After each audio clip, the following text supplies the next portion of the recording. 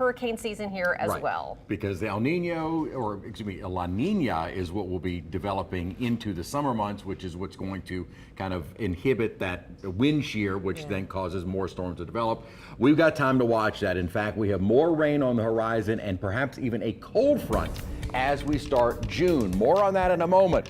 We'll take a quick look at radar to show you most of the storms over South Louisiana have been winding down, and they will continue to do so. We got our big soaking rains, and the bulk of it was over the metro area, both south and on the North Shore. Street flooding, fairly widespread, although thankfully I didn't see any reports of anything a bit more than that. So hopefully that's all we have to deal with in the coming days, because more rain to come. And then as the sun started to come out, actually the later part of the afternoon and evening wasn't too bad. 85 degrees right now, and our dew point is at 70. Winds out of the east at 14 miles an hour. Now our high today, while we are warm at the moment, we were actually a little bit warmer at 9:42 in the morning. Then as soon as the rainfall started, it knocked the temperature, and our low for the day of 71 was set just after 11 a.m. And the most rain that we saw officially was at Kenner at 1.91 inches of rain. Good soaking rain for many of us, and it helped to knock temperatures into the 70s.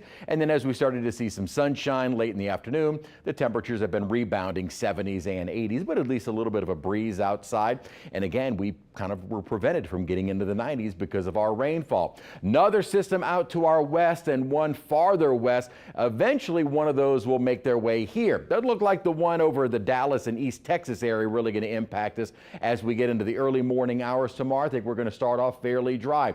The disturbance that's farther in western Texas as it moves here, kind of coupled with daytime heating, will likely develop another round of some scattered showers and thunderstorms. But kind of like an earlier model run that we were looking at, it looks to be a little bit more late in the day. Not that we won't see any shower thunderstorm development kind of popping up ahead of that, but it looks like the better rain chance won't be until a little bit later in the day. Same for Saturday. We begin the day dry, and then another complex of storms will help trigger another round of some showers and storms, and then likely a third as we head into our Sunday. So next 3 days, higher rain chances. For tomorrow, we actually have a low end threat for some severe weather. Basically, the storms that will be rolling in from Texas still have the potential to become strong to severe, though they will be weakening.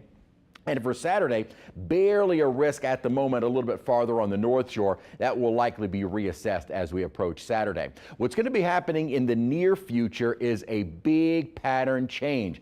Upper high is really going to dominate out west. And in fact, we're probably going to see some record-breaking temperatures out west. A big dome of high pressure is going to dominate there. But at the same time, and this is late in the week, we're going to see this upper trough come out of Canada. And this is going to send a strong northerly flow here, and likely a strong cold front to move on through as well. Not a dramatic drop in temperature. We'll probably still get into the upper 80s, near 90 degrees on Thursday, and a better chance for some rain.